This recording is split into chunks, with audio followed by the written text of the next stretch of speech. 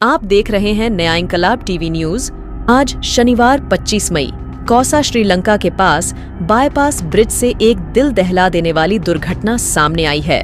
प्राप्त जानकारी के अनुसार दोपहर 12 बजे के करीब रशीद कंपाउंड श्रीलंका से गुजरने वाले बाईपास ब्रिज पर एक ट्रक का टायर ब्लास्ट होने के कारण संतुलन खो देने के बाद उसने आगे गुजर रहे टेम्पो को टक्कर मारी, जिसके बाद दोनों वाहन ब्रिज से नीचे जा गिरे। दुर्घटना का सीसीटीवी फुटेज भी सामने आया है।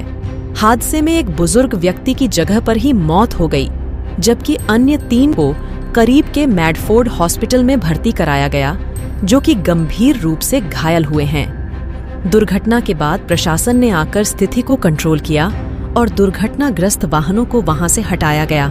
घटना स्थल पर मुंब्रा कलवा के विधायक जितेंद्र अवहाड़ भी पहुंचे थे। मुंब्रा कौसा का ये बाईपास रोड शुरुआत से ही दुर्घटनाओं के लिए चर्चाओं में रहा है। इस रोड की स्थिति काफी खराब है। जिस जगह यह दुर्घटना हुई उस जगह ब्रिज के नीचे मार्केट लगता है और ये काफी बिजी रोड है, लेकिन आप देख सकते हैं कि इस जगह सेफ्टी वॉल मौजूद ही नहीं है। यहाँ अक्सर हादसे होते रहते हैं, जिनकी खबरें भी चलती हैं, लेकिन प्रशासन को इसकी कोई परवाह नहीं है। यहाँ की स्थानीय जनता ने इस बात को लेकर नाराजगी जाहिर की है। हमने इस विषय में समाज सेवक रफीक शेख और अनीस कुरैशी से बात की है। इन सब ने प्रशासन और स्थानीय नेताओं की लापरवाही की बात कही है। हम अपने चैनल के माध्यम से ये आह्वान करते हैं कि खूनी बाईपास के नाम से मशहूर इस बाईपास रोड का बहुत ज्यादा जरूरत होने पर ही इस्तेमाल करें। खास तौर से 2 पहिया वाहनों और सह परिवार इस रोड पर बिल्कुल राइड न करें। दुर्घटना से देर भली और घर पर कोई आपका इंतजार कर रहा है, इन स्लोगन्स को ध्यान में रखें।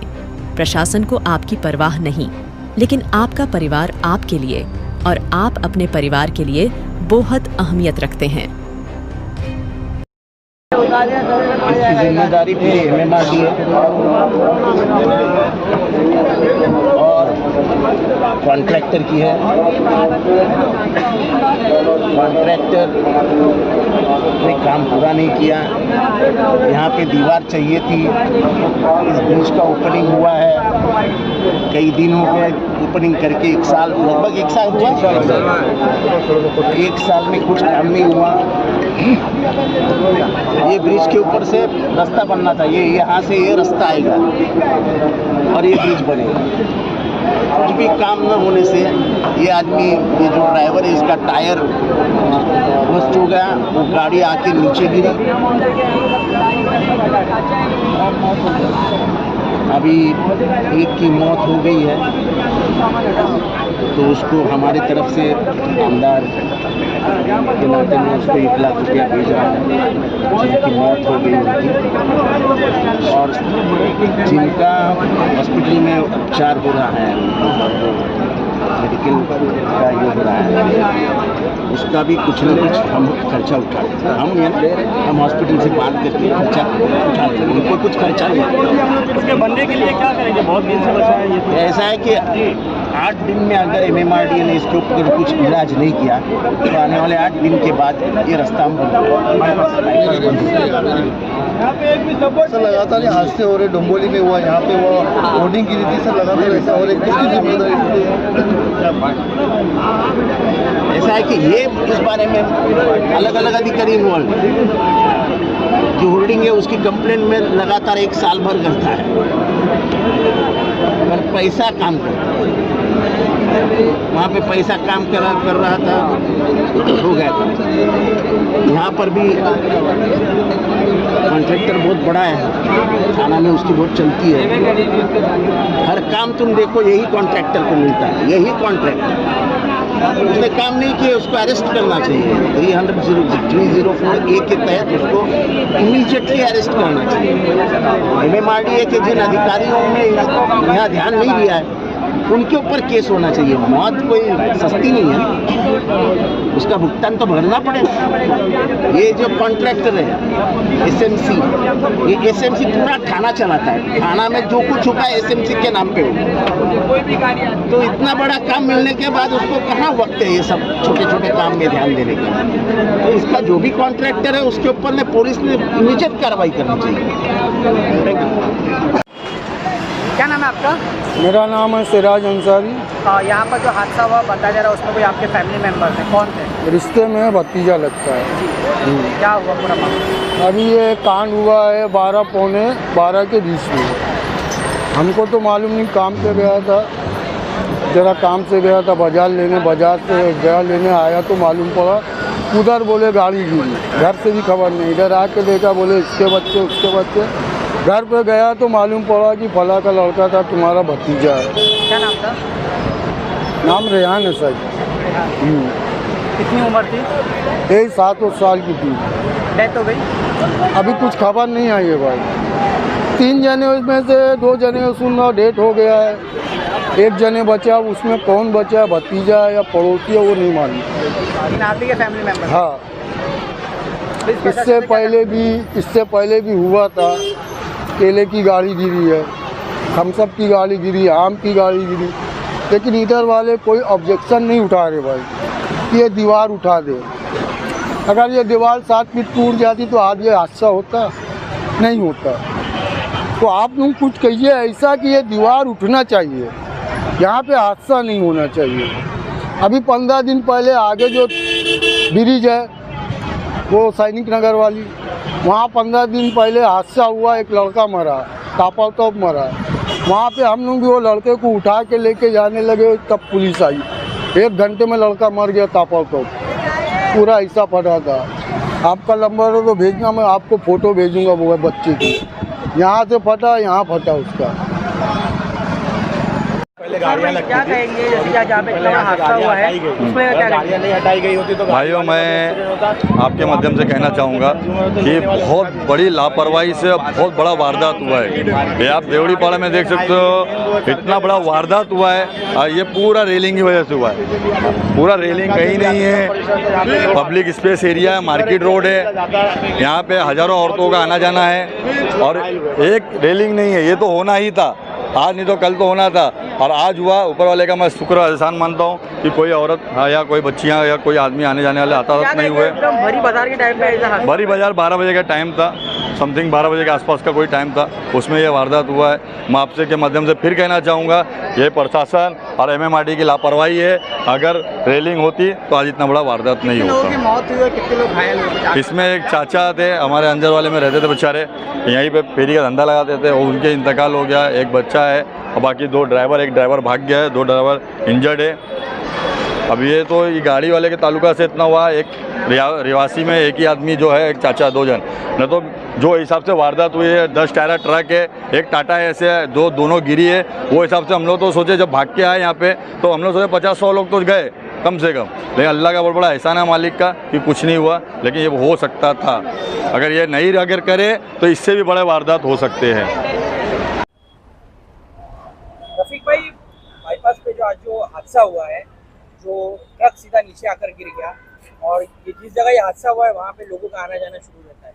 ये बाईपास को लेकर कई बार खबरें चली है कि अनसेफ है, यहाँ पे कोई सेफ्टी का ख्याल नहीं है, फिर भी प्रशासन का कोई ध्यान नहीं होता। क्या कहेंगे इस बात? ऐसा होता है, हादसा होता है, हम लोग आते हैं, बाइट देते, निकल जाते हैं, लेकिन ऐसा है कि इस पे ध्यान देना चाहिए। हादसा होने के बाद में हमदर्दी जताना अलग चीज है, लेकिन उस पर काम करना एक अलग चीज है। काम होना चाहिए। ये पहला हादसा नहीं है, बाईपास पे कई हादसे हो चुके, कई मौतें हो चुकी है। केमिकल का टैंकर पलटी हुआ, ये अच्छा है कि उसमें से अगर गैस रिसा होता तो हजारों लोगों की मौत होती। तो हम लोग उस टाइम पे आके जो है हमदर्दी जताते, लेकिन उसका मतलब नहीं, इसके लिए काम होना चाहिए।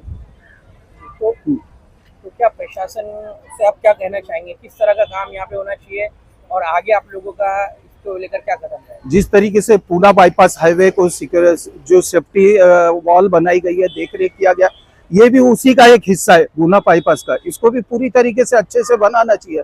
और जो इंतकाल हुआ, मेरे को पता चला है कि एक आदमी की मौत हुई है जिनका इंतकाल हुआ है, और जो हादसे में कई जख्मी है, जो मामला आगे बढ़ सकता है।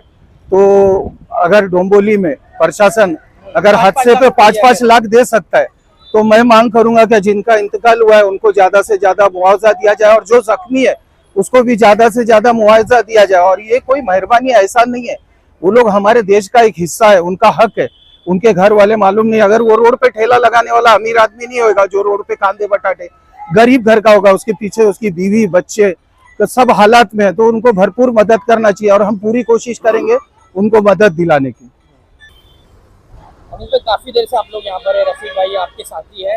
ये अभी रफीक भाई ने भी यही बात कही कि बाईपास को लेकर कोई ध्यान नहीं दिया जा रहा है और जिस जगह ये हादसा हुआ अगर वहाँ पे भीड़ होती, मार्केट लगता है वहाँ पे, वो तो खैर रही कि ज्यादा लोगों के साथ हादसा नहीं हुआ। क्या कहेंगे इस बात को लेकर? काफी लापरवाही है बाईपास को लेकर।